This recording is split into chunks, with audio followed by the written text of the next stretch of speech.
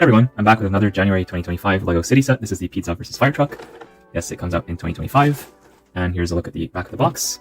Let's get right to it. In the box, we got 2 bags and 2 instruction manuals, one for each bag. It's very self-explanatory, and I appreciate that there's no sticker sheet. As usual, I'll build this set without the instructions, relying only on the pictures at the front of the instructions, and these pictures right here, as well as these different angles shown on the back of the box. And here's the part list for both, if you're interested. Let me know in the comments down below if you see any new parts or recolors. Alright, on with the build.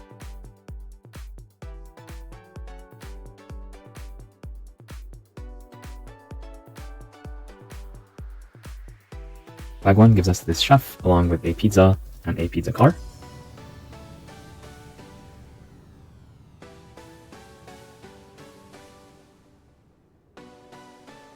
Bag 2 gives us this firefighter, as well as this cartoonish fire truck buggy thing. And that's the whole set.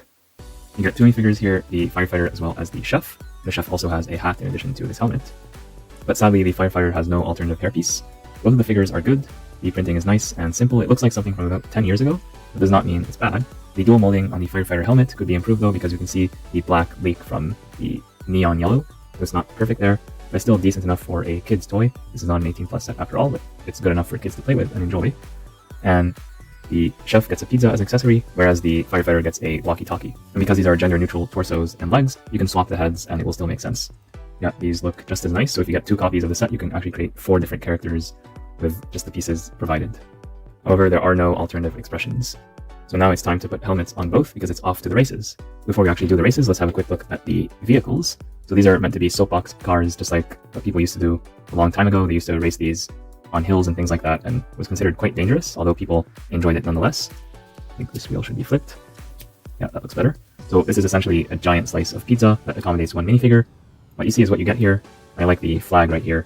It's very appropriate, it makes sense, and it's just a lot of fun for kids to play with. Although I wish they gave us 2 flags, so we can put a second flag on this one. And what is here is nice. There's cheese on the pizza, and this you can imagine it to be tomatoes or pepperoni or any other topping of this color, so I like the flexibility that your imagination can provide, and the crust looks well done as well, so that's pretty cool. And the steering wheel is yellow to match the cheese of the pizza. So yeah, very nice build here. Not much else to say about it, and this came together very quickly, so this could have been a $5 poly bag, just these 2. And in terms of new pieces, this wheel I have not seen before, so it might be new for 2025. I'm not sure, but we can check the inventory based on the part list of the set. And this piece right here, this black piece, might also be new as well for 2025. I have not seen it before, at least.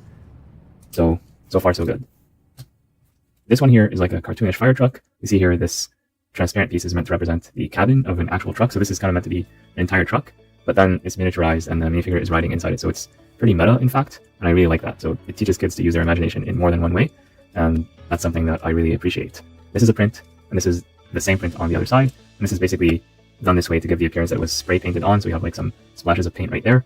It's intentionally imperfect, but it goes well with the theme of these soapbox cars, which are called that because back in the good old days, soap used to be sold in these giant boxes, and so kids would take those boxes, put wheels on them, and then race them down hills, which was very unsafe and dangerous at the time, but still a lot of fun. And this is a much safer way for kids today to enjoy that without having to actually get in a soapbox. And this is the same reason why we have soap operas, because soap companies used to sponsor operas at the time. So a little bit of trivia there. So in a sense, this is kind of a throwback set to an earlier time, even though it's not officially marketed as such. So yeah, and there's also a ladder. The ladder can be adjusted. We see here on the box, like it can be folded down so that the minifigure can climb in and get inside to get ready for the upcoming race. Then it can be folded back up to provide some protection for the back of her head. And this also looks like a ladder of an actual fire truck. So this rolls very nicely, and it turns nicely as well because these wheels are very thin, very light, very agile. This is a lot of fun to play with on a flat surface, and the same thing goes for this one. It's the same pieces, just a different decoration at the top, although the flag offers less head protection, so watch out for that. Enough talking, now it's time for the race. You could just race them on a flat surface by pushing them both and see which one goes faster, but that's pretty boring if you ask me. What would be better to do is we get the giant LEGO City No Limits set, the Skibidi Toilet set that has a big ramp, and it includes 2 more of these vehicles, and then you can race them all together, all in one shot. Or, if you don't want to get that set, or you don't have it nearby, you just use a base plate. So, it's super simple. You just lift it up, and you see who wins. Let's try that again. That's pretty much a tie. One more time. 3, 2, 1, go. Alright. The fire truck won with a very narrow margin. I think LEGO designed these 2 intentionally so that they come very close in these kind of races. You're not always going to get one winner. But if you get this set, try racing them under various conditions and environments and see which one wins. Actually, let's do one more test with the studs up. Does this do any better or worse? So 3, 2, 1, go. And again, this one has a very narrow lead. So yeah, all in all, lots of good stuff here. And the price is decent as well, costing only $10 US or $13 Canadian for, yeah, 70 pieces. The price per piece is not good in theory, but you get 2 minifigures here, plus you get like these useful pieces, so I think the value is definitely there.